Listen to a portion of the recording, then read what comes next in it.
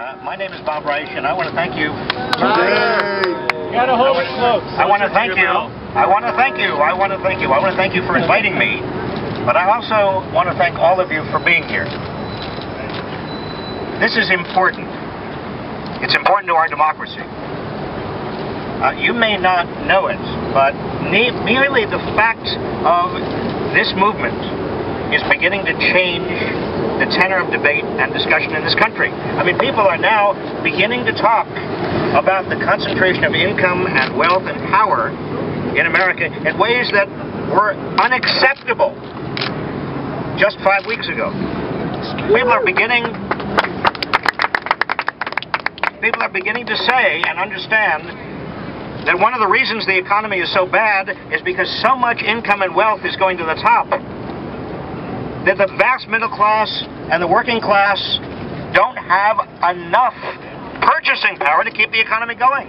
This is not a matter of subtle economics. This is just straight economics. You can't have a productive economy. You can't have an economy that creates jobs. You can't have an economy that grows if most people in it are stretched thin and don't have the wherewithal to buy, the wherewithal to make a good life for themselves and their children. And the other thing that you all are beginning to get everybody else to talk about in this country is that our democracy is threatened when so much income and wealth goes to the top that power also goes to the top. When there's so much money in Washington that the average person's voice can't get through it.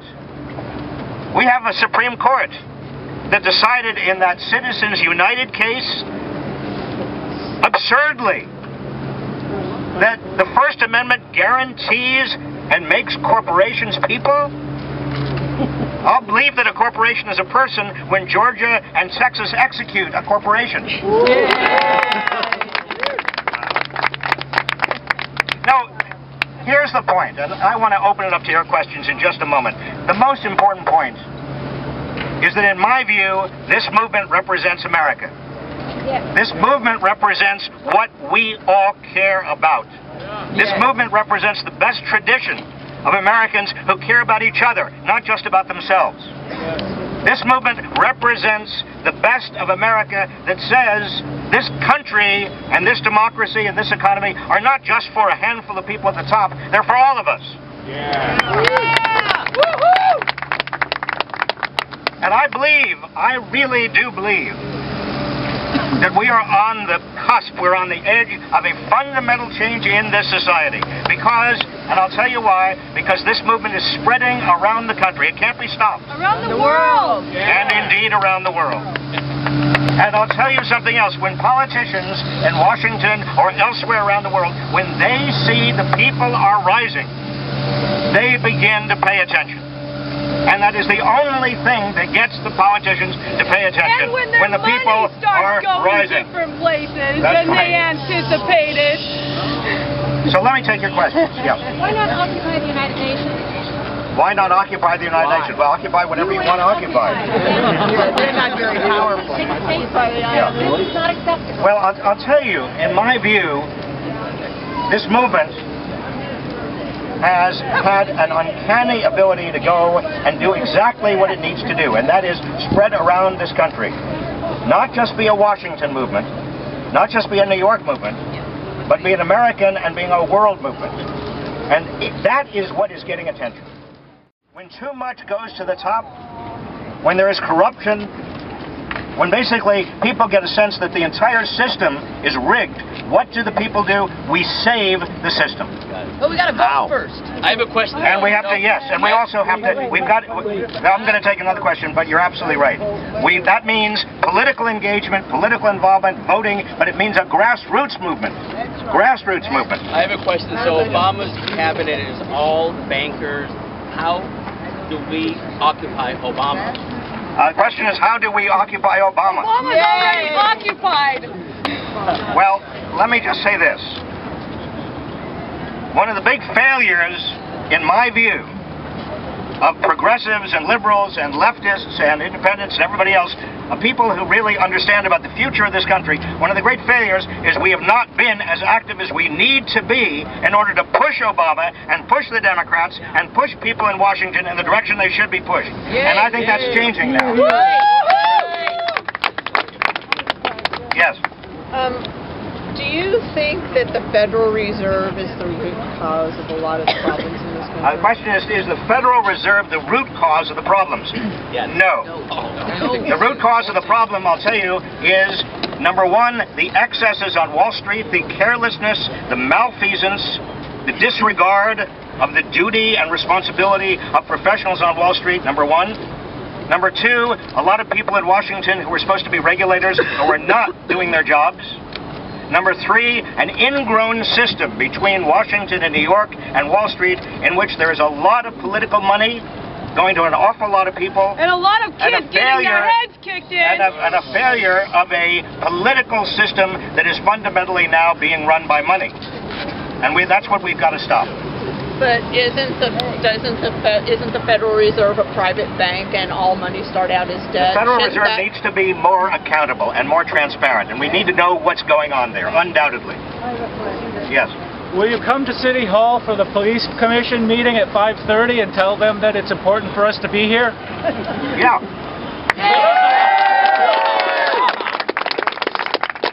Yes. Do you think, can you point to a time in American history when money was out of politics?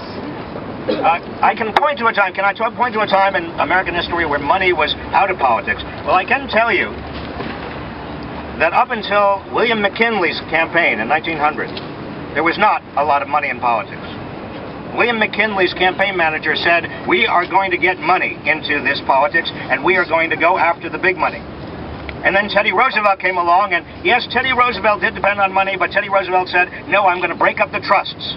I'm going to make this country work for people again. And Woodrow Wilson said, I am going to be dependent on some money because I can't do it without it, but I'm going to work for the people, and I'm going to create an income tax, and I'm going to create a Food and Drug Administration, and I'm going to create an antitrust law that absolutely prevents the big guys from getting too big. And FDR, yes, he needed some money. He had a lot of independent money himself. But he said, I am on the side of the average working people. I'm going to allow trade unions to function. I'm going to encourage trade unionism in this country. I'm going to have a 40-hour work week. I'm going to have Social Security. And I'm going to make unemployment insurance. You see, in this country, we have done some important things. Progressives have progressed. Yes. And it's time to do that again. Yes. Yeah. Kind of a teach-in. This is going to be teach-in. I haven't done this in about 40 years. But let's do it. Now, when I'm talking about taxes now. Between 1946 and 1980, the minimal top tax rate of the rich, on the rich, was 70%. Under Dwight David Eisenhower, who nobody would accuse of being a socialist, the top tax rate on the very rich was 91%. Right now, the top tax rate is 35%, but we know because so much of the wealth comes in the form of capital gains taxes, for the very top, it's closer to 17%. I mean, this, you know, think about it for a second. And I'm gonna be a little bit, I don't want your eyes to glaze over, but everybody needs to know these facts. The reality is that right now, 21% of total national income is going to the top 1%. Now compare that to the 1970s. In the late 1970s, 9% of total national income was going to the top 1%. Right now, the top 1% owns about 35% of America. The 400 richest families in America own more of America than the bottom 150 million people in America. Now what this means, look at, what this means is, should I say that again? Okay, this is important. The 400 richest people in America own more of America in terms of wealth than the bottom 150 million put together. Now what about the tax rate again? The taxes are lower on them than they have been in over 30 years. We are now at a time in this country's history when we have a huge budget deficit, and average working people are being asked to sacrifice enormously. And here's another very important data. Barbara, you got to get this down? Oh, you got it down. Oh, the rest of them. Top 400 individuals. Let's go individuals. Richest 400 individuals have greater wealth than the bottom 150 million. Combined. But the other thing I want everybody to focus on is right now, 37% of families with young children in this country are in poverty. 37% of families with young children in this country are in poverty. We have not seen that degree of poverty in this country. In the face of the richest country, we are the richest country in history. We're richer than we've ever been. Don't fall for the line that we're poor. We are rich. But we've got to act like a rich country. We've got to be a rich country. We've got to be the great country we always have been. This is why your movement, our movement, the Occupy movement, is really about American patriotism. It's about us caring about each other. We don't believe that this country is about just individuals who care about themselves. We believe this country is about opportunity, investment in education and infrastructure, making sure right now we could have a WPA, a Civilian Conservation Corps. We could be putting to work millions of the people who right now have no jobs. There's no reason we don't. Other questions? Look at Wall Street. Wall Street succeeded in putting enough loopholes in that Wall Street financial regulation that it is really not yet regulated. We need to resurrect the Glass-Steagall Act. We need to put a sharp boundary. And, you know, isn't it amazing? Here's an example. A few years ago, if you said Glass-Steagall Act, nobody would know what you're talking about. The fact that I can say it and you all applaud. Okay, the Glass-Steagall Act separates commercial from investment banking. It says if you are a depositor and you're putting your money in the bank, your money is not going to be used for gambling. Your money is not going to be used for speculative purposes in the great casino called the financial market. And we need to have that barrier. Otherwise, what's going to happen? What's going to happen is what just happened with Bank of America. They took a lot of their risky derivatives. Now, derivatives, don't get your eyes glazed over. Derivatives are just bets. They're just bets on financial transactions. They took some of the riskiest derivatives and put it into a division that has a lot of your deposits and my deposits if we're Bank of America. Continue to spread the word. You see, there are a lot of lies out there right now. One of the biggest lies, for example, is that corporations need tax cuts in order to create jobs. I mean, really, seriously, that's what's being said. Corporations need tax cuts in order to create jobs. Well, the fact of the matter is, corporations are sitting on $2 trillion worth of cash right now. And they also, the ratio of corporate profits to wages is higher than it's been since before the Great Depression. Corporations do not need extra cash or regulatory relief or tax cuts to create jobs. The other big lie out there I keep hearing is trickle-down economics. It never has. It never has. Well, you say boo, boo, but you know, it's like a big lie. The big lie, the secret to the big lie is if you tell it over and over and over again, people start to believe it. And that's why this movement and all of you have got to rebut the big lie. You've got to say, no, trickle-down economics is a fraud. You cut taxes on the very wealthy, and nothing trickles down. In fact, after George W. Bush cut taxes on the very wealthy, what happened? The median wage started to drop in this country. People started to lose jobs. Yes? Doesn't the system of capitalism and the so-called free market encourage, incentivize greed? Question is, doesn't our system, our economic system, encourage greed? Well, it doesn't always, and it doesn't have to. If you take the greed out of Wall Street, you're left with pavement. But that doesn't mean everybody. I mean, you know, your friends, my friends, people who have small shops, people who are doing things in collectives, people who are trying to work hard and be good citizens and pay for their family, they're not doing it out of greed. They're doing it because they need to, or because some people actually like what they do. So it doesn't absolutely have to be greed. In fact, what we need to do is create an economy that is based on morality. Yeah. An economy in which we are not working for the economy is working for us. That's what can be created. Yes. Keep the megaphone up to your... Keep the megaphone up, yeah. You were part of the Clinton administration, and Bill Clinton cut Glass-Steagall. Do you know why that was done since you were there? The question was why in the Clinton administration did, in 1999, they get rid of the Glass-Steagall Act. I left in 1997, and I don't know. I was opposed to that. In fact, I think it was a terrible decision. Yes. Similar to how Gandhi kicked out the British. Sorry? Similar to how Gandhi was able to kick out the British. He begged the people of India to go on a civil disobedience in terms of not going to work, not even leaving the house. Wouldn't that idea of not showing up for work and everybody around the world coming together and saying we're not going to feed the machine, as well as not buy anything that one day? Yeah. Let me repeat what was just said, because I think it's a very important thing. One way in which this movement can show its strength is to organize a national strike, which is basically a strike against buying anything. Yeah, not leaving the house. And maybe not even leaving the house, but it's basically as a strike. It's a non-violent, passive disobedience. It says we are not going to, for one day, we're just going to show our strength for one day, and let's see what happens if nobody participates for this one day. How can we get that to happen? Well, let's spread the word.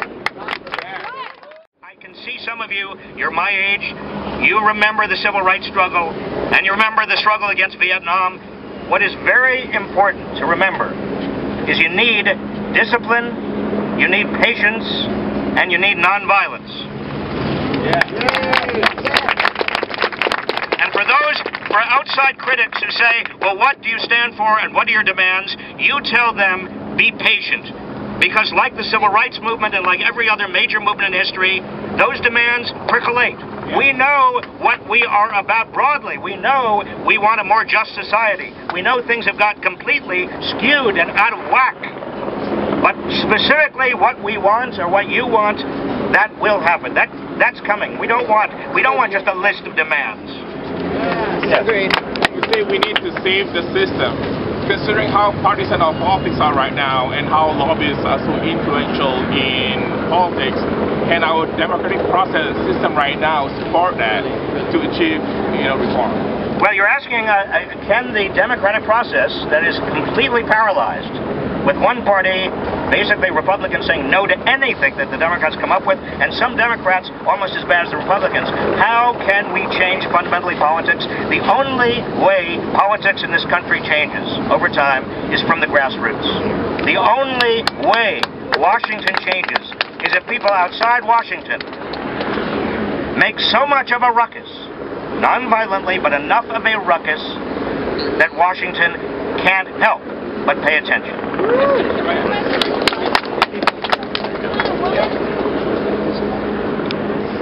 Okay, I am being asked to put this up in the air, so you can hear me. And I the whole city hears. Okay, I'll make sure that all of San Francisco hears.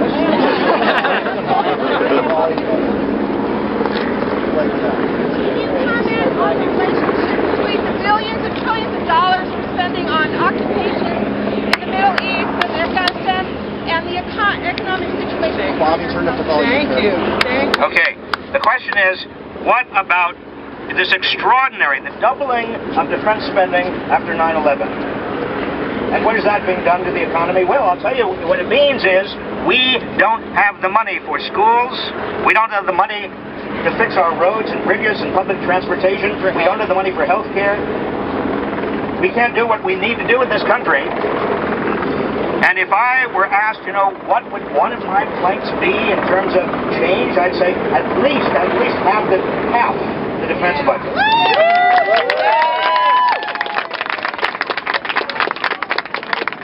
Yes, sir. Can you comment on everyone pulling their money out of the big banks who receive bailout money and sticking it in their local credit union? Yeah. One other idea here is take your money out of the big banks and put it in your local credit union. I like that idea. Wouldn't it be a significant help if capital gains were taxed the same as income? Another question or an idea is, let's make sure that capital gains are taxed the same as income, as ordinary income is taxed. Now, for some of you that may not mean very much, but what it really means is you've got some extraordinarily rich people. They are taxed at a rate of 15%, which is the capital gains rate, because they have managed to make most of their income look as though it's capital gains, and that's just not fair. And that's when Warren Buffett talks about his secretary being taxed at a lower rate than he's taxed. That's what he's talking about. You know, many of these themes come back to the same fundamental issue of fairness. They come back to the same fundamental issue of we are all in this together, and that is the choice. In other words, do you agree we're just a bunch of individuals? We're on our own. It's kind of survival of the fittest. That's one political philosophy. Social Darwinism. The other political philosophy is, and I think you all agree, we are all in it together. Yeah. And we care about each other. And we have a society, and that meaning of that society is people take responsibility for each other. Yeah. Multinational corporations and the rich having us watch the Democrats and the Republicans like that's the main target while they rape and pillage our country. How do you see a solution to that to get it back on track besides a grassroots movement? What do you do about the multinational corporations, the giant global corporations that basically can go anywhere, do anything they want? They are beyond national boundaries. Well, here's the good news. Every one of those global companies depends to a large extent on the American market. And that means that if we actually ever had control over politics, if we ever actually got the government back for the people, as we must, as we really don't have any choice, for our children and our grandchildren, if we did that, we could put some standards on those global corporations. If you want to do business here in the United States, you've got to do X, Y, and Z. But their market base has expanded globally. They don't need the United States as much as they did before. Well, they may not need the United States as much as they did before, but they need the United States. We're still the world's #1 market. What happened to the antitrust laws? Why aren't they enforced? Question. These are great questions. What happened to the antitrust laws? Well, one of the things that happened to the antitrust laws, same things that happened to the Securities and Exchange Commission. No, deregulation, but also these agencies are not being funded enough to have enough inspectors, enough enforcers, enough attorneys, enough people who are actually there. In other words, one way of repealing the antitrust laws or repealing the securities laws is just to underfund the agencies, and that's what they're doing. But I think Reagan started not enforcing the Sherman Antitrust Act, isn't that correct? Ronald Reagan was the progenitor. He was one of the originators of not enforcing the antitrust laws, absolutely. Because under their view, you don't really have to worry about size, as long as there's economic efficiency. Well, I'll tell you something, if we've learned anything over the last 4 years, when you're talking about the big banks on Wall Street, or you're talking about BP and the oil spill, or you're talking about Massey Energy and that mine cave-in that killed miners, or you're talking about the big insurance companies in America, if there's anything we've learned is that with size comes political power, and with political power comes unaccountability. We need regulation. And we need regulations. Of course we need regulations. Yes. Given that in the 20th century, one of the main assumptions for economic growth was indefinite growth, lubricated by availability of indefinite amounts of free energy, basically, right? And now that we know that we cannot continue burning hydrocarbon because we're choking the planet.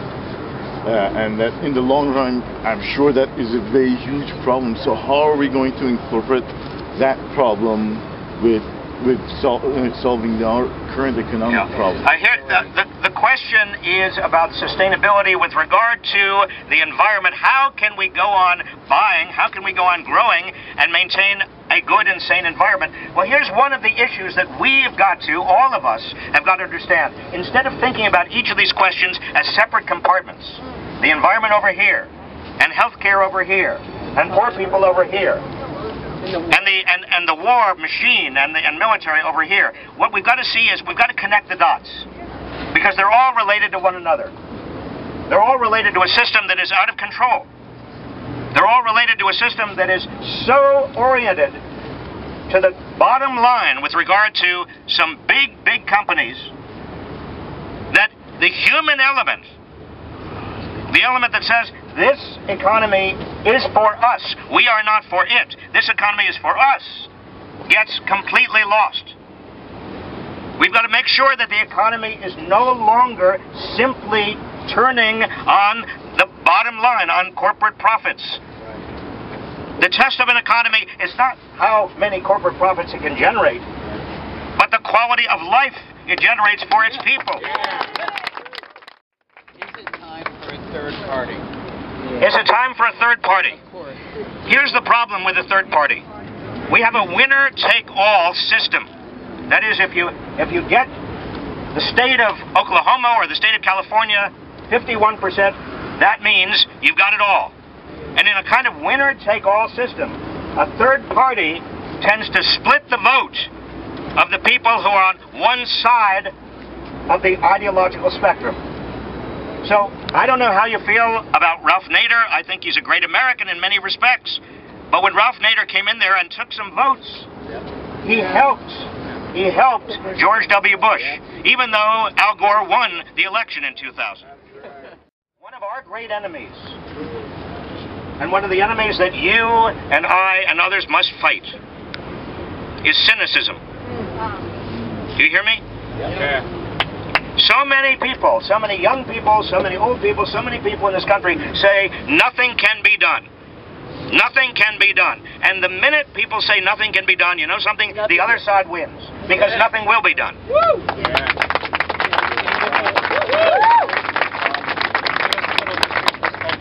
The other anti-Wall Street movements, where they call them money crabs and devilfish and all those the question is, the other movements throughout history, there have been populist movements, there have been populist movements and progressive movements through history. And by the way, every one of these movements have laid the foundation for what has come next. Anybody who looks at American history must know that there are two great forces at work in America. One is the progressive force, moving to the future, inclusion, social equity, equal opportunity, the sense that we're all in it together. And the other force is the regressive force, which stands for the proposition that we're all just individuals and we want to go back to a system fundamentally in which it's just survival of the fittest. Now, one thing that should give you all courage, and it gives me courage, is that every time those two great forces have clashed, the progressive forces have always won. Woo! Always won.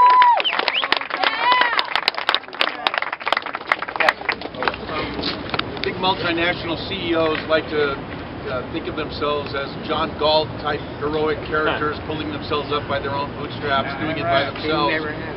Can you tell us some ways in which big multinational corporations benefit from the largesse of taxpayers?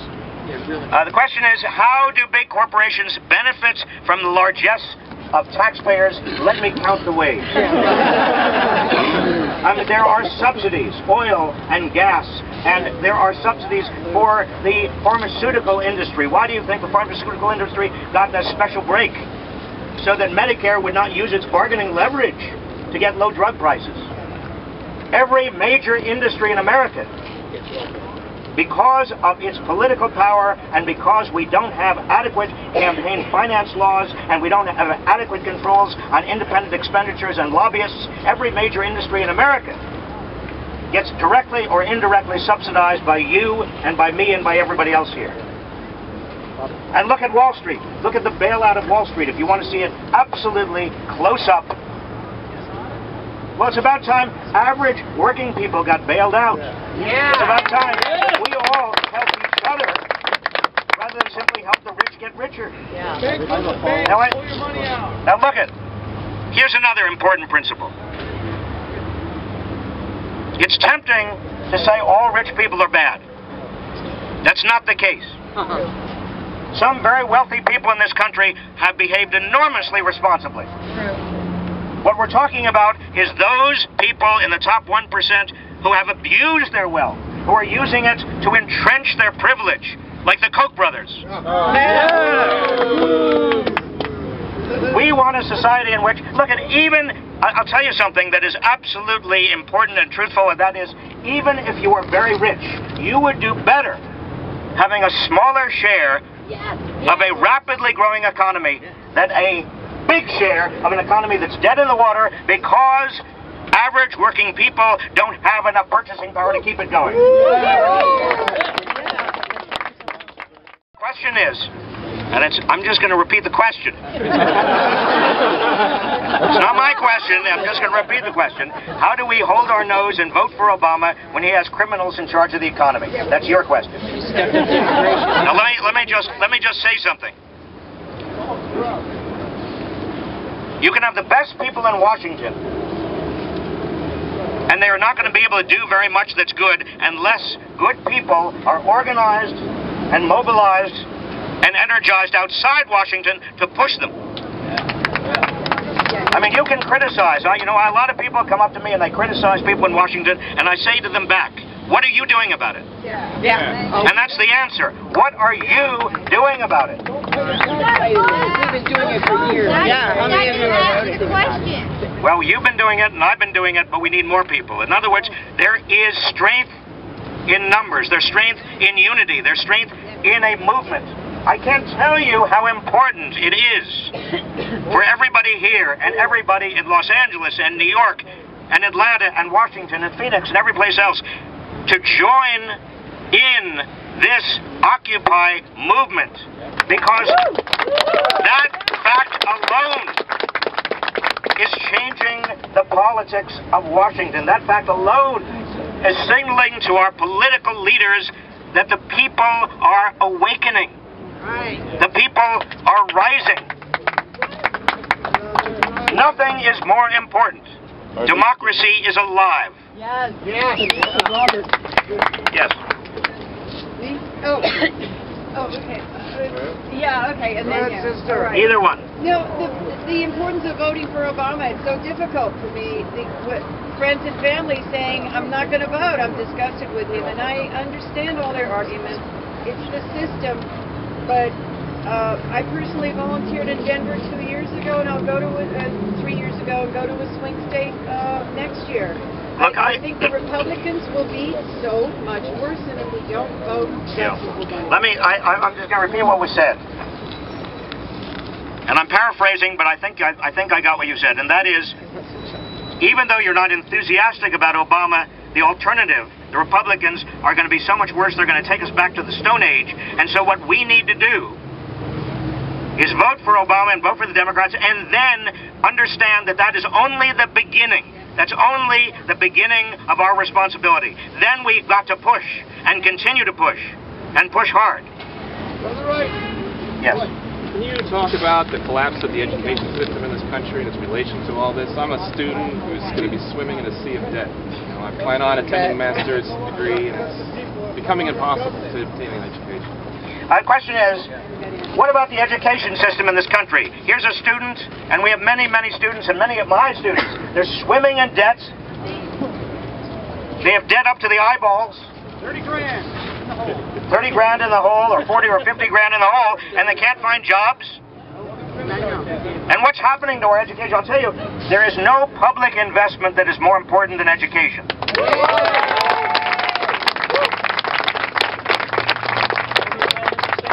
California, for for example, used to have the best system of public education in the country, the best system of K through 12 in the country. It used to have the best higher education system in the country, and now K through 12 in California is one of the worst. And our great higher education system is being cut and shredded.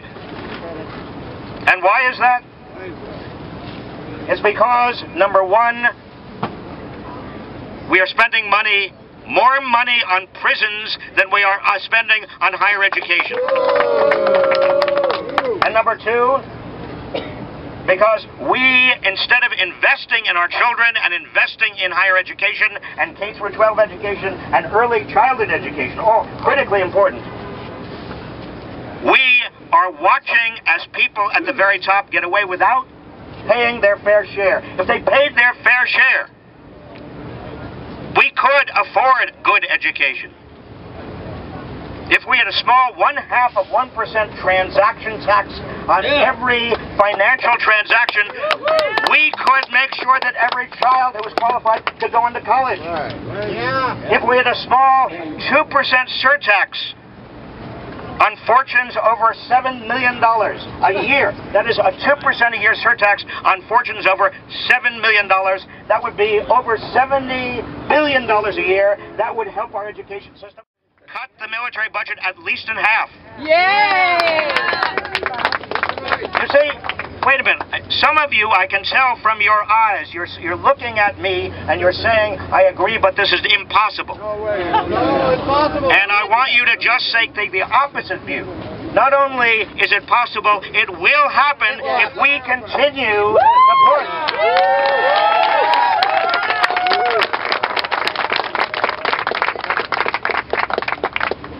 What you remind me of is a historian at the turn of the last century. A great socialist movement led by Eugene Victor Debs arose. A great anarchist movement, the IWW, was also there about this time. Eugene Victor Debs, how many people have heard of him? He got over a million votes in jail, was that right? Atlanta Penitentiary because he was against the war. This included Yiddish garment workers. It included people riding the freight trains. It included southern farmers in Oklahoma. They came together as a big socialist party. It was an American party. It was accepted. And out of that came the ideas of the New Deal. Am I still right? You are right. Right. So we can have the band, with the kind of communication we have. We now, these will be on the soapbox, but now they shouted out. We got that. They didn't have phones in their hand. They didn't have none of that. And we got over 1 million votes. What can we do? Not only can it happen, it will happen. Yeah. You are right. You are right. It's the great progressive movement of America that started in 1900 and began even before that. If it could happen then, it can happen now. It can happen now. It will happen. And not only can it happen, but with your tenacity, if you stick to it, if you're patient. Now I know I've talked to many of you, and you say, oh, these meetings go on forever. And the weather is going to change, and it's going to be harder. And a lot of people are worried. What happens when people get just tired out? Well, let me say a couple of things. Democracy is tiring. And I don't want you to be discouraged. Yes, there's going to be some of the weather's going to change. Some people in the media, they're going to say, oh, this is over. It's not going to be over. It's never going to be over. You can't stop this once it's started. That's right.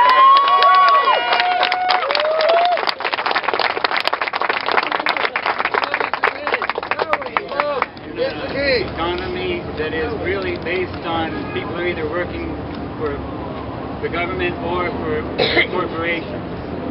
And corporations are by nature and charter amoral. Right? Here's the rules. You work within them to maximize your profits. How do you move to a more morality-based economy?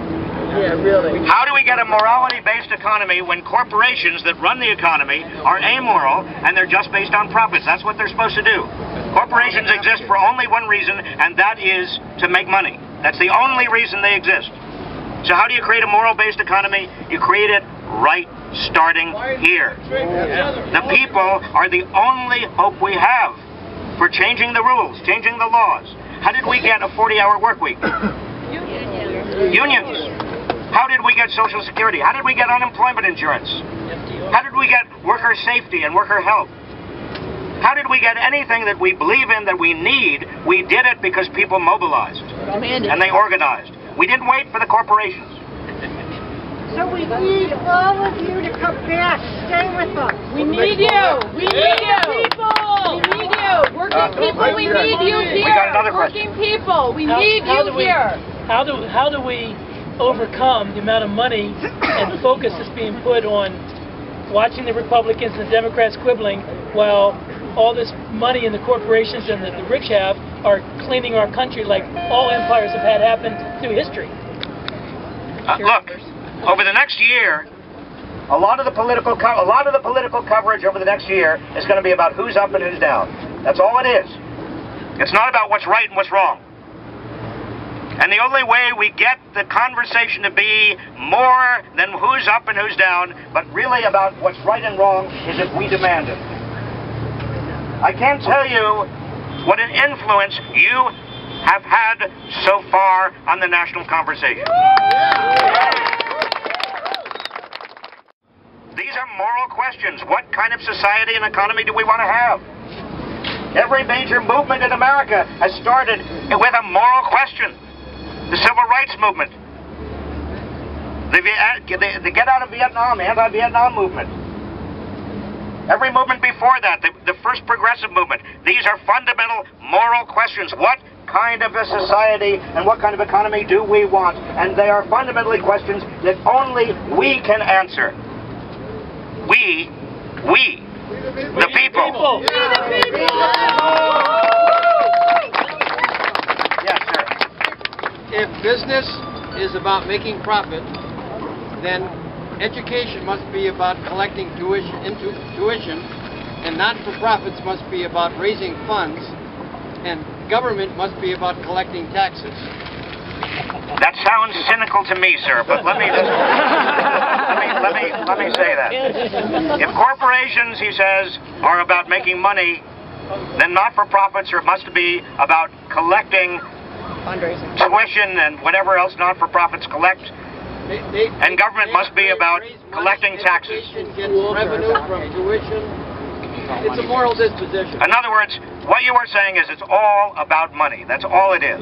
No, I'm not. Good. I'm glad you're not. Because I was hoping you were saying just the opposite, but it sounded like that's what you were saying. My point, the point that I made before, and I want to emphasize, is if we think that there are such things as morally compelled corporations, or that there's corporate social responsibility, you know, we're fooling ourselves, because that's not what a corporation exists for. A corporation exists to make money for its shareholders. That's what a corporation is chartered to do. If a corporation doesn't do that, it's going to be taken over by people who will make sure that that corporation does. That's what happens again and again. But wait a minute, I'm not cynical.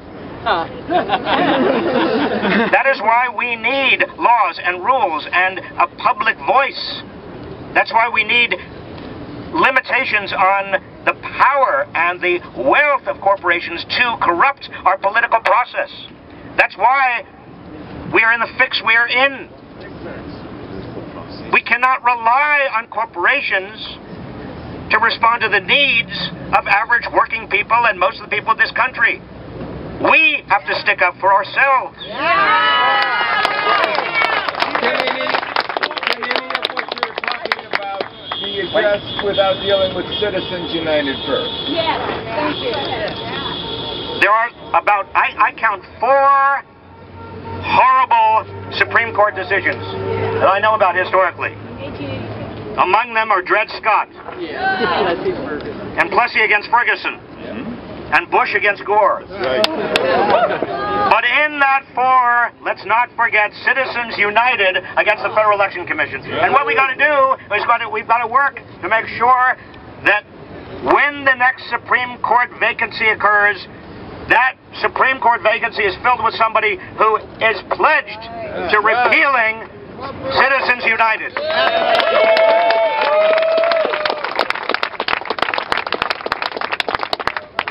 Yes. Can you talk about crushing debt? Because it seems to me that debt piled on debt piled on debt. We're watching the Eurozone and seeing those austerity packages in Greece and Italy, and to me they're just cutting and cutting and cutting. Also, they can pay the interest on the debt. Debt on more debt on more. The question is about debt. Do not be fooled about this. We have a jobs crisis and we've got a wage crisis. We do not have a debt crisis. It's true. We could have a debt crisis 10 or 15 years from now, especially if we don't get the economy going and we don't get jobs back. The number one responsibility, the number one goal is jobs and wages in the economy. The debt scare, the debt panic is not real. Over the long term, you know why the debt's going up? Over the long term, it's going up because healthcare costs are going up. And that's pushing Medicare and Medicare costs up. Unfunded wars. And what we've got, and unfunded wars as well. And what we've got to do is not only cut the defense budget, but we have also got to move to a single-payer system in this country. All the dots are connected up with each other. Instead of fighting for a single payer over here and fighting for better environment and against global climate change over here and fighting for something over here, it's all connected to enormous wealth and power at the top that is not allowing the people to do what the people need to do.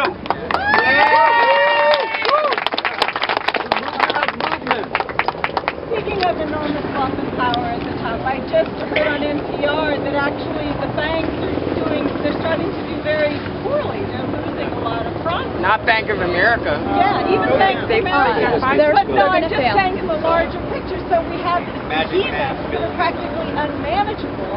Well, the question is you're saying the banks are actually losing some money. Yes, they are losing some money, but that goes back to the point that, again, a very fundamental point here, and that is that we are going to save capitalism from itself. In other words, if we take the economy back, if we have a more just society, if we have a financial system that is transparent, a financial system in which there is a division between commercial and investment banking, a financial system in which we limit the size of the big banks, that helps the entire system. It helps everybody. It helps the rich. This is not class warfare. It's not a zero-sum game. Yes. What do you think the Federal Reserve's role is in the present crisis?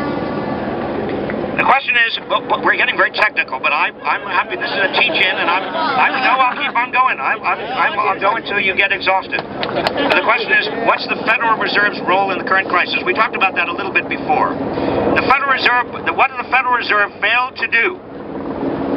And Alan Greenspan was head of the Federal Reserve, and this is one of his worst legacies. He failed to oversee the banks. Right. He reduced interest rates to almost near zero, and then he said we don't need to worry and we don't need to regulate. And when you reduce interest rates to zero and make money essentially free to the banks, and then you say, oh, by the way, we're not going to regulate them, we're going to let you do what you want to do, banks, with all that money, you are begging for trouble, and that is exactly what happened. And who got in trouble? Not the banks. Well, they did initially, but they got bailed out.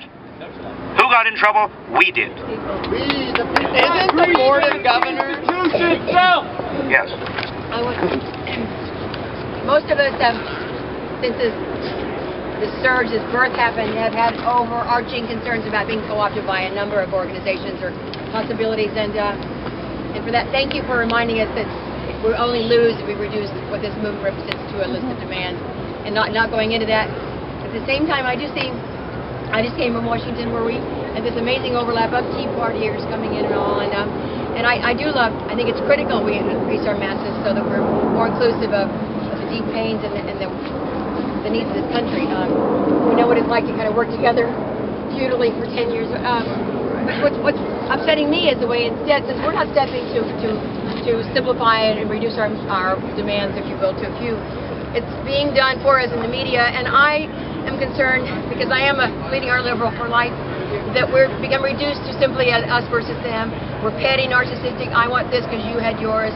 And when my conviction is this movement, it can't be still, but represents fundamentally right and wrong, like you said, in the heart. And most of us, we would sacrifice economically to preserve our planet and to preserve an educational system and a fair health care. So how do we bring that in without elaborating? Look, you're expressing a fear that a lot of people have, and it's an understandable fear. How do you avoid being co-opted? How do you avoid the media putting a label on you, like the media very often wants to do, and say you're this or you're that? How do you avoid, well, just the natural tendency of people to want to either see this movement as a bunch of 60s hippies or basically people who are at the fringe of America instead of at the center of America. And they're going to try to do that. The right is going to do that. Republicans are already doing that. Well, you know what you do? You just stick to your guns. You just stick to your guns. You have confidence. You have confidence in what you're doing. Can you talk about the right to assemble in America as far as free speech is concerned? Because there's a lot of municipalities, cities, enacting laws that have been on the books that they're now using to target people who are trying to freely express themselves under this situation. Yeah, the question is, what about the right to assemble? It's right there in the Constitution. The right to speech is in part a right to get together, to assemble. If people could not assemble, what kind of democracy would we have? And there are a lot of municipalities, there are a lot of statutes on the books that make it very difficult for people to assemble. And people are being harassed all around this country for trying to come together and exercise their constitutional rights to get together. And I think that what we've got to do is still keep in mind exactly what was said a moment ago.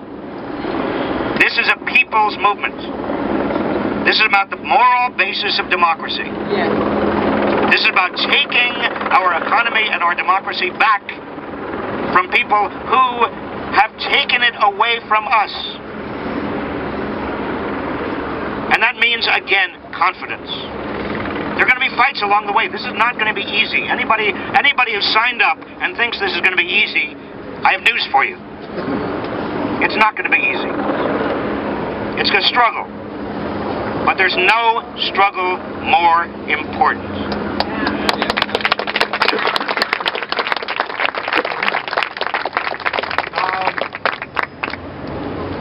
For years I've been horrified by, just to sum it up, basically our prison industrial complex. Right. And the reality of, some of the police state stuff that goes on in America. In the last couple of years, 2 men in my family have gone to prison. And my family is especially acutely aware of this situation now. And we fear for their safety. And when you look at their cases, there's like all this corruption in like every place that you look, and even in like something like the prisons union. I guess I wanted to get your take on prison reform. Is there an economic imperative to prison reform? There is an economic imperative. The question is prison reform. When we're locking up, as we are in this country, millions of people, more than we've ever locked up before, we are paying a fortune. And many of these people are nonviolent offenders. And by being locked up, they become violent offenders, some of them. Why do we lock up so many nonviolent offenders, so many people who have violated nothing but the drug laws? I mean, people who are violating the laws with regard to marijuana. I mean, we've got to reform. Part of the people's movement, in my view, is to reform our correction system. So it's a correct system. It's not just a correction system. And look at, there are 2 major businesses in America. Dwight D. Eisenhower reminded us and warned us of the military-industrial complex. We also have the prison-industrial complex. And you know that? Both of them are major jobs programs. We don't have jobs programs in this country. Isn't it amazingly absurd? We have a military program that is a jobs program, and we have a prison program that's a jobs program. Well, it's about time we had a real jobs program that was a real jobs program. 40 years ago, the typical executive of a big bank or any big company in this country was earning 40 times the average worker salary. And I remember 40 years ago when I started looking at this stuff, I thought, that's pretty bad. Well, right now, the typical top executive is earning 300 times. 300 times what the typical worker is earning. And one way they keep those profits up is they cut costs. And one way they cut costs is they cut labor. And they reduce wages. And they reduce jobs. And again, if we had an economy that was working for us instead of them, that would not happen. Again, I go back to the moral center of this movement. It's about taking back the democracy and taking back the economy that is America. And if we want to get grandiose about it, taking back democracies and economies all over the world for the people. Here's what I would suggest. The question is whether pressuring Obama to have an executive order through the Labor Department on this issue would help. It might help, but let me just say something. If we here begin to think of ourselves as a special group needing special particular things, even though those things are terribly important, then we lose the strength that comes in unity. Go together. We are all together. Every one of us is together in this. This is a people movement. We are the 99% of America.